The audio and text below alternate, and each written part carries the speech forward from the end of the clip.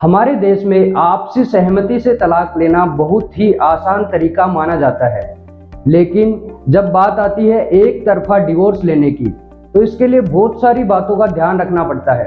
एक तरफा डिवोर्स लेने के लिए कुछ नियम बनाए गए हैं, तो आइए जानते हैं कि एक तरफा तलाक लेने के लिए नए नियम क्या हैं।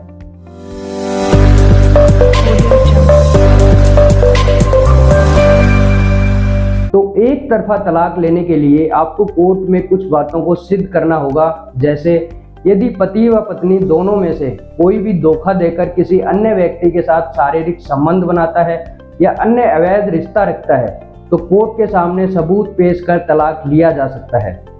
पुरुष व महिला दोनों में से किसी को भी शारीरिक या मानसिक रूप से परेशान किया जाता है, तो इस आधार पर भी हिंसा के सबूत कोर्ट के सामने पेश कर एक तरफा तलाक के लिए आवेदन किया जा सकता है।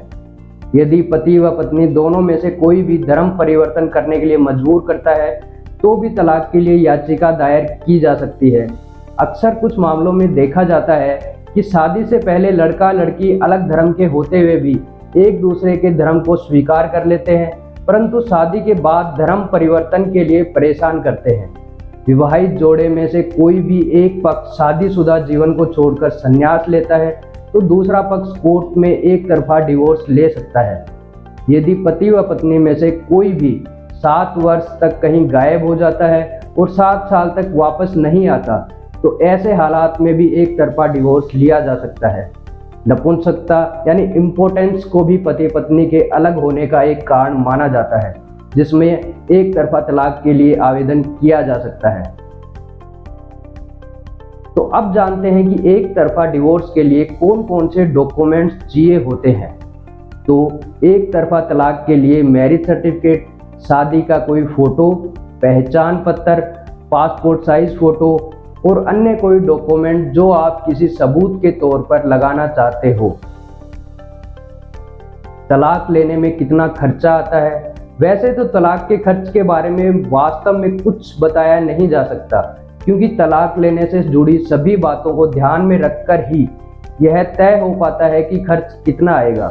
परंतु तलाक लेने में आपको कहाँ खर्च आएगा उसके बारे में थोड़ा आपको बताया जा सकता है। आइए जानते हैं उन्हीं कुछ बातों को। एक तरफा तलाक के मुकाबले आपसी सहमति से तलाक लेने में बहुत ही कम खर्च आता है।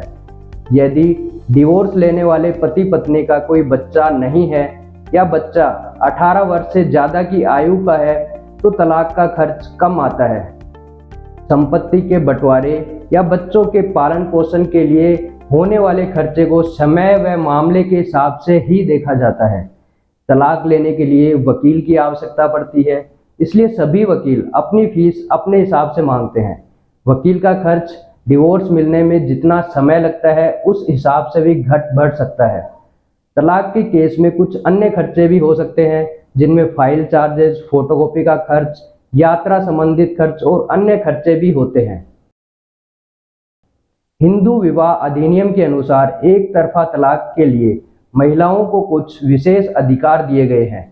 महिलाओं के लिए तलाक के लिए कुछ ऐसे अधिकार हैं जिनसे वो आसानी से एक तरफा तलाक ले सकती है, जैसे पति द्वारा मारपीट या हिंसा करने पर, ससुराल के लोगों द्वारा घर से निकाले जाने व परेशान करने के कारण, मानसिक व शारीरिक रूप से परेशान किए जाने पर, ऐसे ही कुछ अन्य कारणों से कोई भी महिला अपने पति से एक तरफा तलाक ले सकती है। डिवोर्स के नियमों के अनुसार महिला को उसके पति से अपना जीवन व्यतीत करने के लिए खर्च प्राप्त करने का भी अधिकार होता है।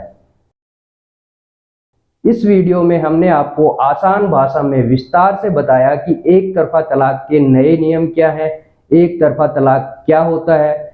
हम यही आशा करते हैं कि आपको हमारा ये वीडियो पसंद आया होगा और आपको एक तरफा तलाक के कानून से जुड़ी सभी आवश्यक जानकारी मिल गई होंगी। अगर फिर भी आपके मन में वन साइडेड डिवोर्स से जुड़ा कोई सवाल है, तो आप हमसे कमेंट बॉक्स में अपने सवाल लिखकर पूछ सकते हैं। और अगर आपको हमारा ये वीडियो पसंद आया हो, तो हमारे चैनल को सब्सक्राइब करना ना भूलें।